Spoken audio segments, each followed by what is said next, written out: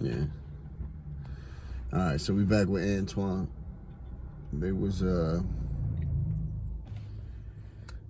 we had to take a quick little break. Tell them they was giving out samples, right? Yeah. So that's the process of, sometimes drugs are not only cheap here, but they're free sometimes. Yeah.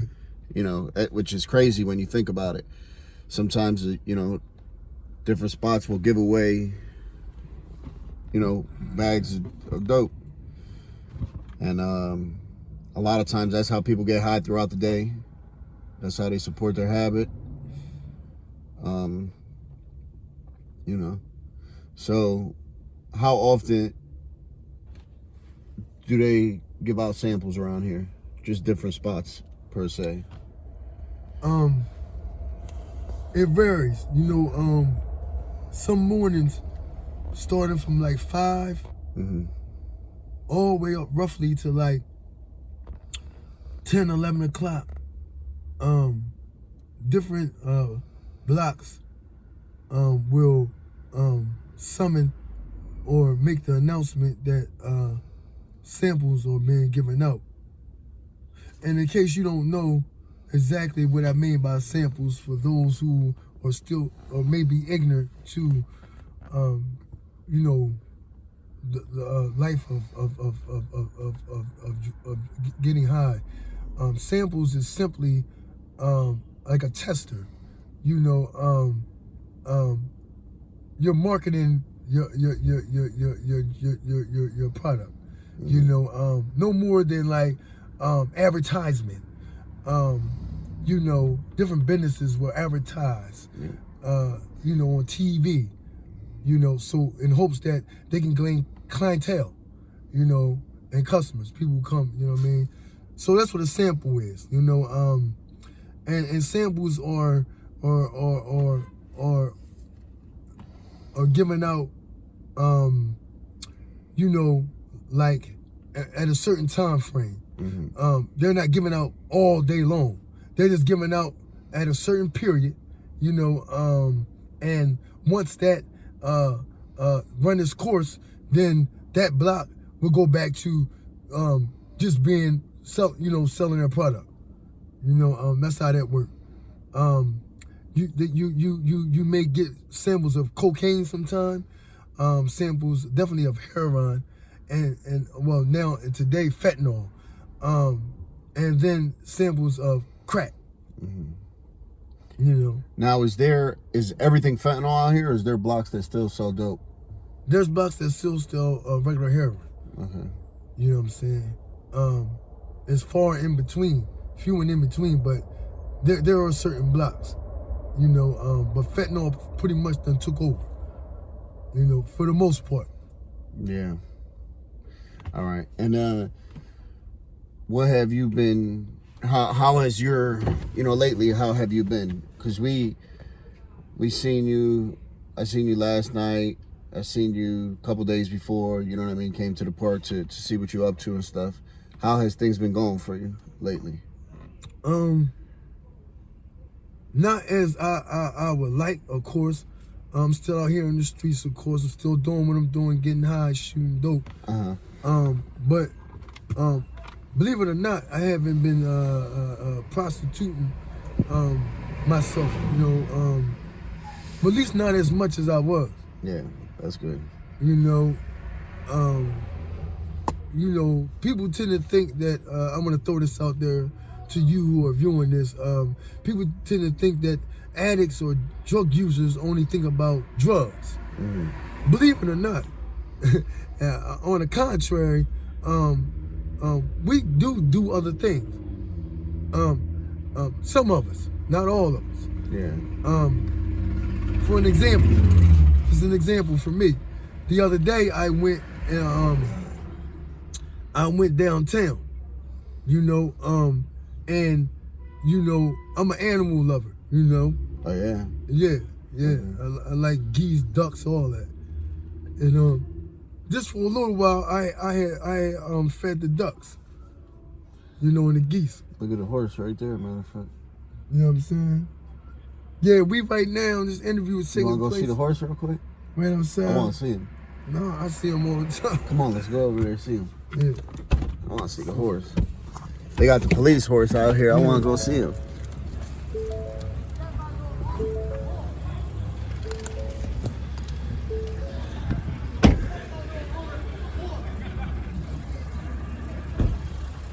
See the motherfucking horse.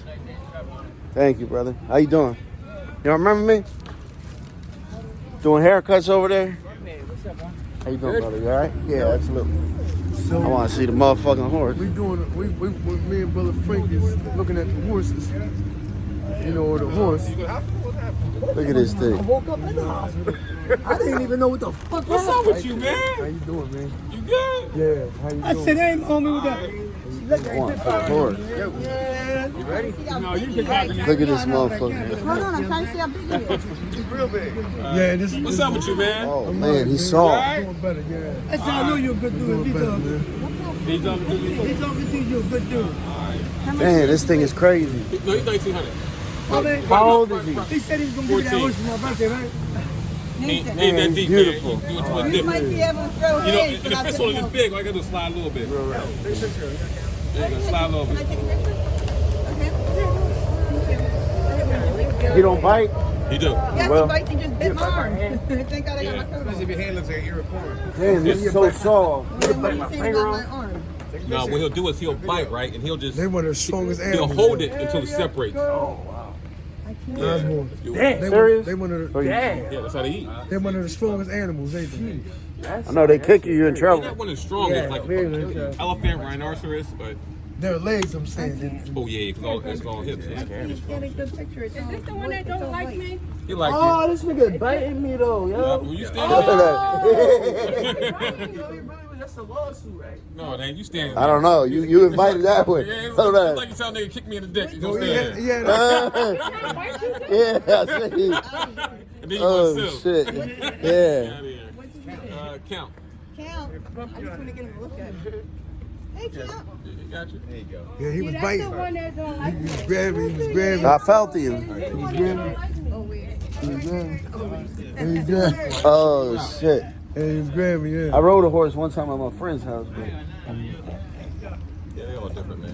Yeah, that So each motherfucker's horse has a beautiful. different gait. Gait is how they Yeah, the walk. trot, The right. stride. So Okay. you want to ride different horses so that you can be able to dance with each one. So some of them Okay. they walk real Look, you fast. trying to get me. The Pasadena's ones that talking about Puerto Rico, Yeah. they're easy to ride because it's more like this. This guy, he's like it's more of a dip when you ride. Okay. So you gotta have more hip movement. How long you been riding? 9 Did years. you ride before you came? No. So this is your horse? No. Well, yes, I ride him every day. So, Yeah, that's what I like. Yeah. Like a squad car is. Right. Exactly. Oh, this is dope. But I wasn't into horses though, man. Nah, now you are. No, I got here to calm me down. You know what I mean? Like Yeah. I was running out, running there, chase people down. It was like, look, here you go. They say that too. You know, they have equine therapy Right. for a lot. I don't live here. I live Okay. like 3 hours from here. I just come down here and do work, giving out haircuts and stuff like that. Okay. So, Yeah. So where I live, there's a lot of horses. okay. So yeah, it is therapy. I mean, so what you do is when you're up there, for you to stay on top of them, you have to bond with the horse. Yeah. Find your balance in the seat, and it's therapy. It is. Did you have to go to like certain classes? Well, when we first started, I went to Pennsylvania State Police Academy. Yeah. You know where Hershey Park is at? Yeah. Across the street from Hershey Park, you can't see it, but up on the hill is the police academy for the state police. Okay. But since I'm so high, like I'm like, where the fuck is that? Way up this hill, and that's where. That take place, the training. Yeah, I was there for a month. Right. I did 2 weeks up there. And I came home, then went back for 2 weeks. But then the rest of my training was at home. But the crazy thing is that, so take an example when you learn how to drive. Yeah. So when I taught my kids how to drive, got a small car, something easy to drive. State police, they're all big like this. Right. All right. So for a month, I'm like, I got that shit. All right. Now mind you, like I said, it's like that big comfortable car, Right. a small comfortable car, easy to drive. Yeah. I get home, Whole different ball they game. give me a fucking Porsche. Give me all these small, fast motherfuckers. I'm like, oh, thin little horse, I ain't worried about that. Got the motherfucker was like, shoo, fell off. Next horse, shoo, fell off because they were all for the racetrack. Okay. They weren't big like this. Right. So they were thin. Oh. So when you sat, like, I sit on him like this. Right, I When I see. got here, when I got home, they were like Straight this leg, yeah. from the racetrack. The motherfuckers fast, nimble, throwing you off, running the streets, running the poles. So you had to learn how to control them Okay. and learn how to sit that fucking ride. Right. So if they ran with you, you have to just ride it out. Okay. So you could take them out whenever you want? Yeah, I'm gonna park up there. I'm gonna get my breakfast. I'm gonna talk some bullshit on the phone, watch a little bit of porn. Then Oh my God. I know. Nah, then I'm gonna just I knew ride this was your horse though when I met you and I seen that you know. All right, so we had to take a break, go see the horse. That officer, he seems like he's cool. Yeah. He treats everybody with respect. You can see he opened up the horse stable, so you know what I mean, so everybody could pet the horse and stuff. That's cool. That's decent right there. Yeah, that's, just a comment on that, like shortly. That's another misconception. The police. Right. Yeah. Many of us, especially growing up in a quote unquote the hood, or whatever, what have you, the projects or whatever, what have you. Many of us grew up with the belief system that the police, right, all police, in fact, are the enemy. They are our adversary, if you would. I myself grew up with that belief.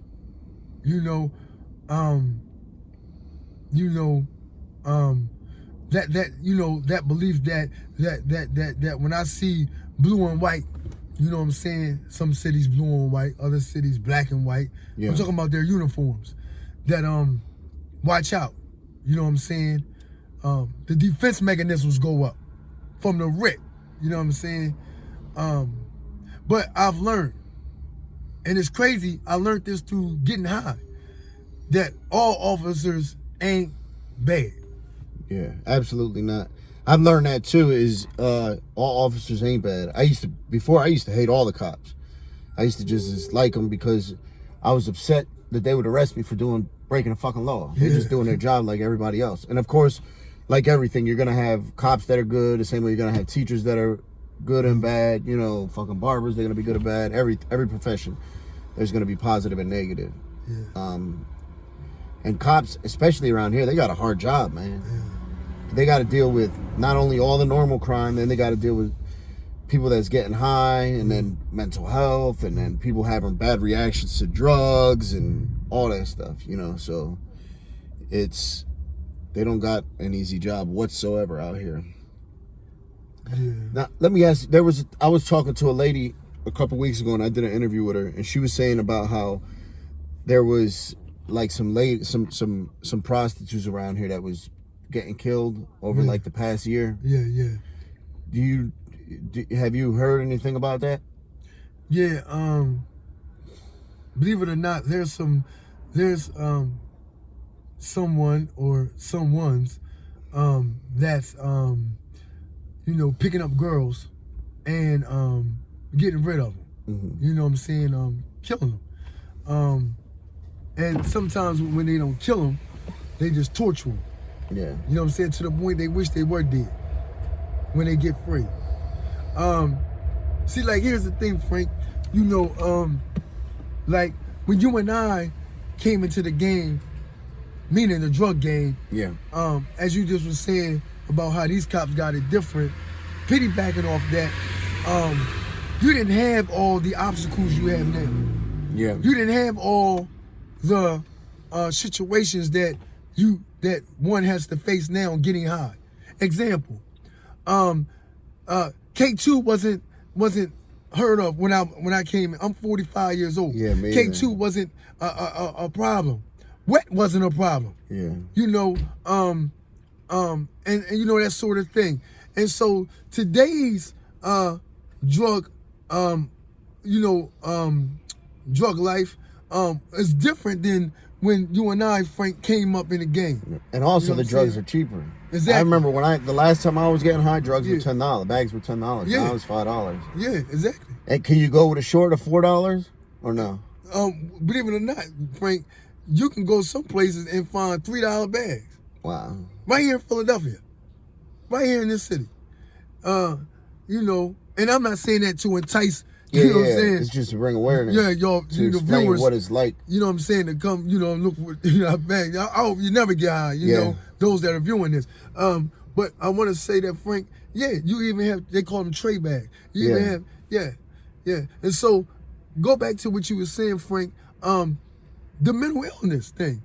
You know, if you notice, even the prisons are now treating mental illness. Yeah, treating mental illness. Absolutely. But I remember before it wasn't the case.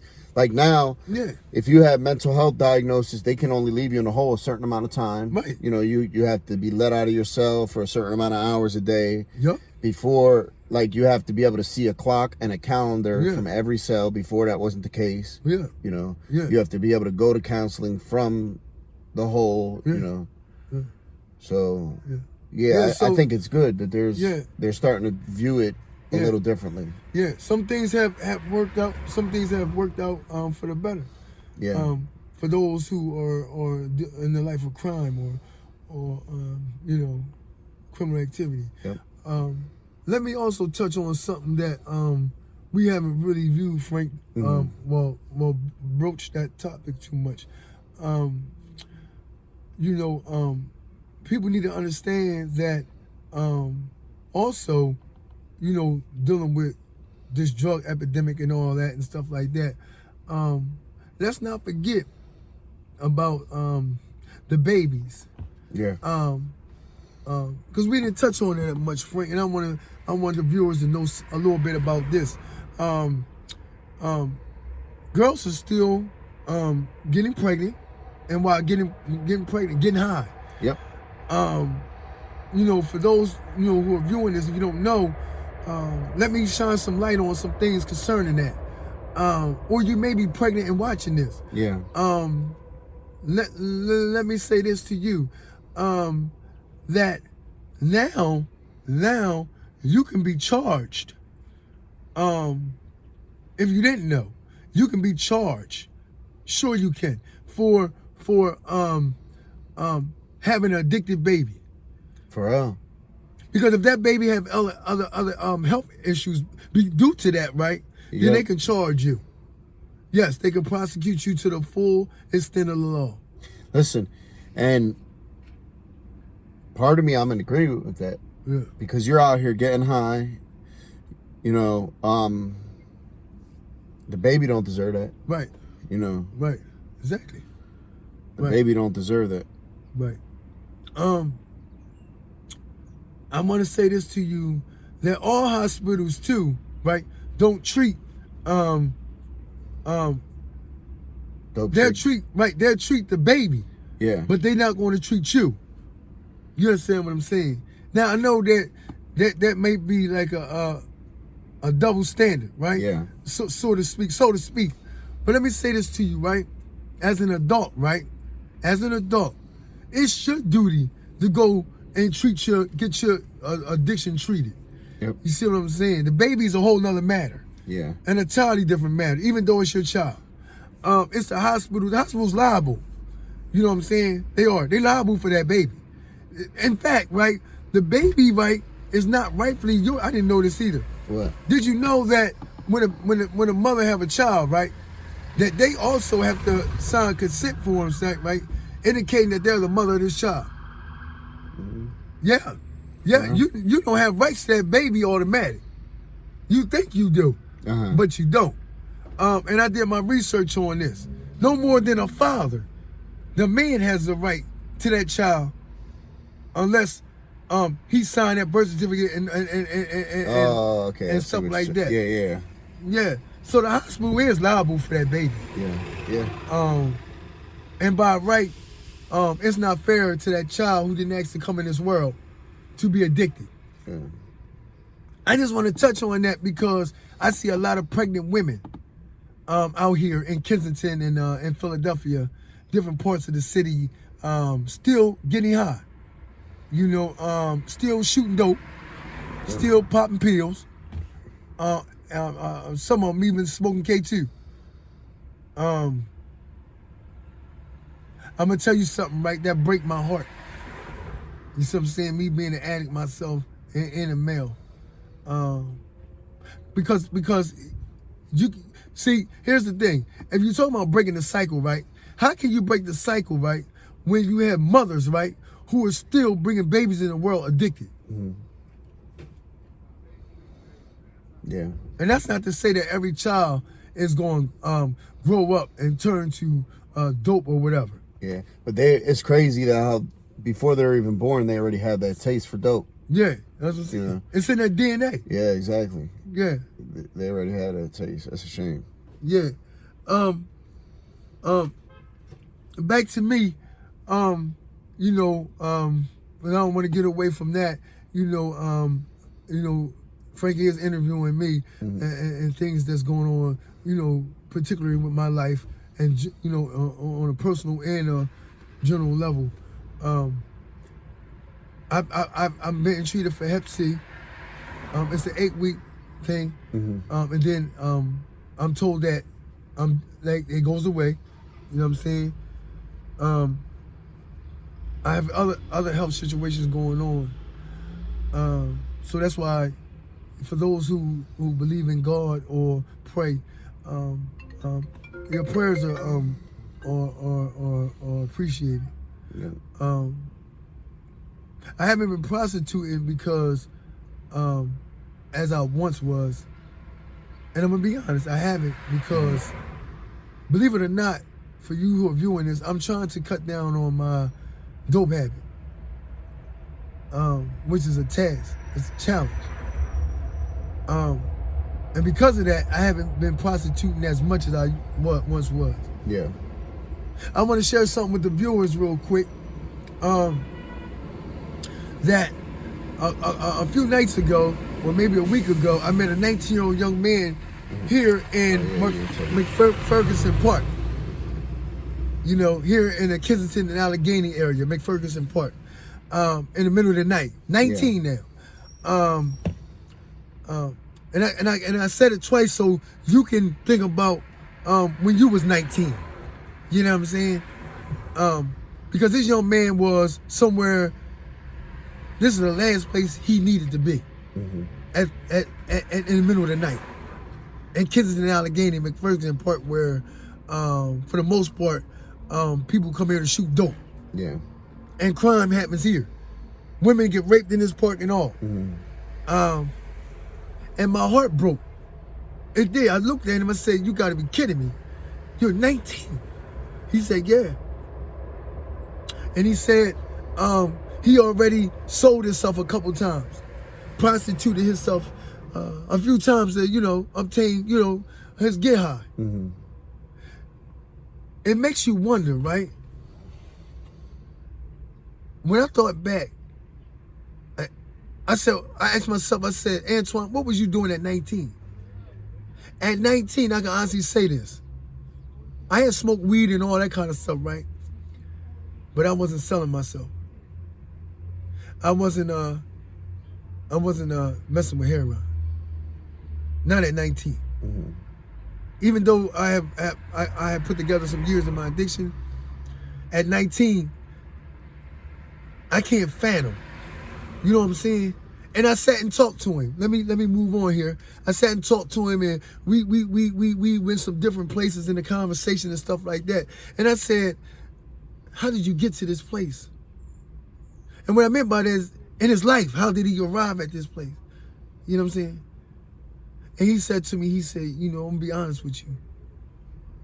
He said, "I love the feeling of Percocets and Xanaxes so much that I said to myself, let me try some dope." Yeah.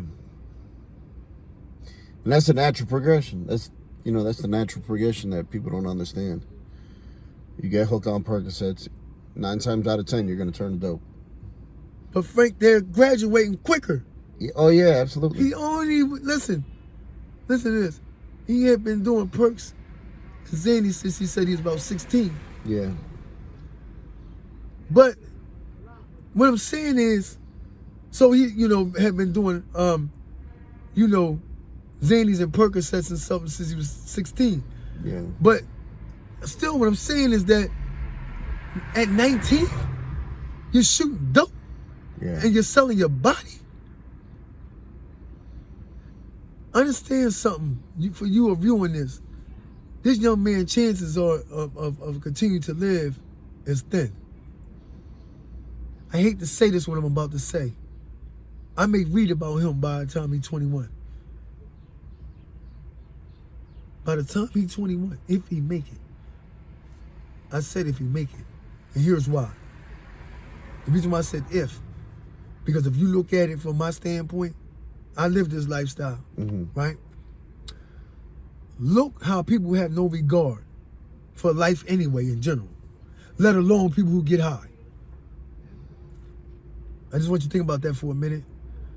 Look how people don't regard life like they once did, let alone people who use drugs and stuff like that. This young man's chances of continuing to live are thin. Yeah. I gave him some information. I gave him a couple numbers to call. But you know the sad part about this? I pray he get clean. I pray, I do, that he turn it around. But the reality of it is this. This is the reality of his situation. The reality of it is, and the fact is that he may go even deeper in this and may never pull out. So, why did I just say all that? Because if you're young and watching this, and I always say that in my interviews, I speak to you as if I'm sitting right next to you. I know the importance today. I didn't know it back then, but I know the importance today of saving our youth, of saving lives in general. I was talking to somebody the other day about the situation when the cops perpetuate a crime and shoot young black men. I was talking to somebody, and you know what I said to them? Instead of making t-shirts that says Black Lives Matter, why don't we make something that says All Lives Matter? How about that? All lives matter. Not just black, Hispanic, or white. All lives matter. See? If we can get to that point, then we could possibly save many more people. When we make t-shirts like that, we make them for a good cause. But you know what that might tell other people? There's division. And where there's no unity, this nation is weakened. That's why I just said what I said. Someone needs to print out a t-shirt that says All Lives Matter. Back to me. Today I got a sample here in the truck with Brother Frank. I got some clothes last night, some donations. Y'all like my get up? Yep. Y'all see I got this onesie on, right? It's warm? Yeah, it's warm. You know. That's good.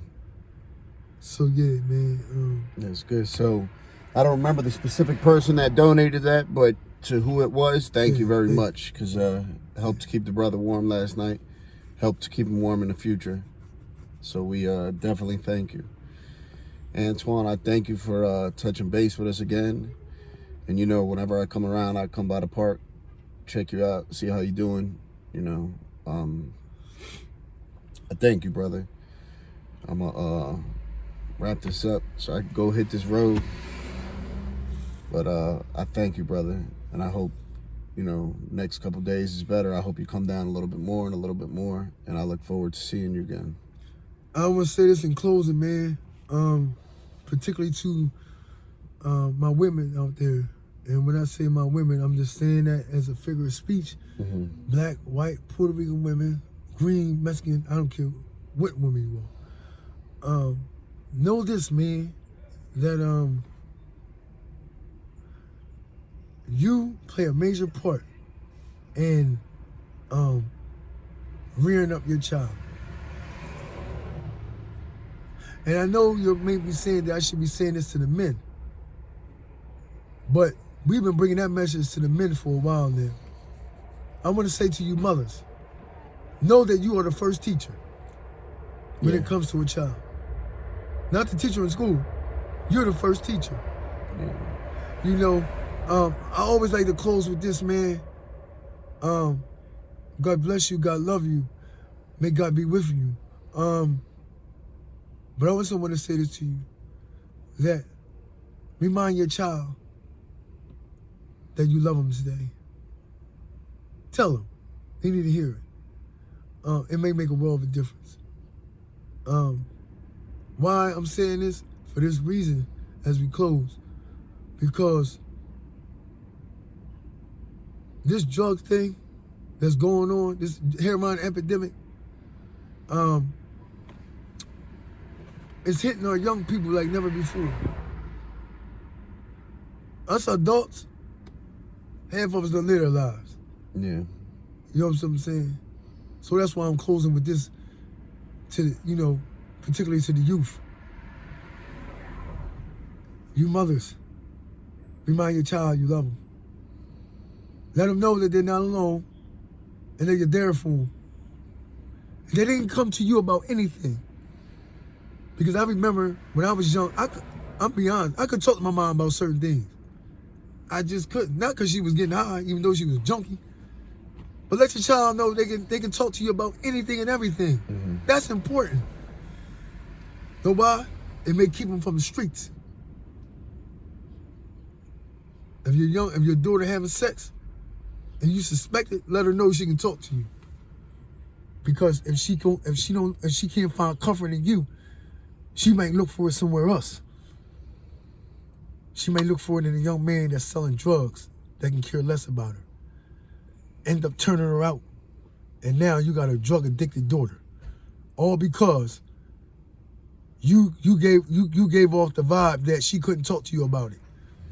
Or you scared her, or you made her feel like she couldn't confide in you. Mm-hmm. All right? So I just want to give y'all, I just want to leave you mothers with that thought, you women. Again, man, it was good, man. Keep your head up, man. Remember, man, that love is what make the world go around, not money. Remember, morals over money, man. And remember, man, today, man, right? Show some love, man. Yeah, I'm going to say that to you. Show some love. Because when you show some love, right? Somebody else, right? It's like a ripple effect. Somebody else going to show some love. All right? So if you show love, then that thing may rub off. And they show some love. God bless me. I'm out. Peace.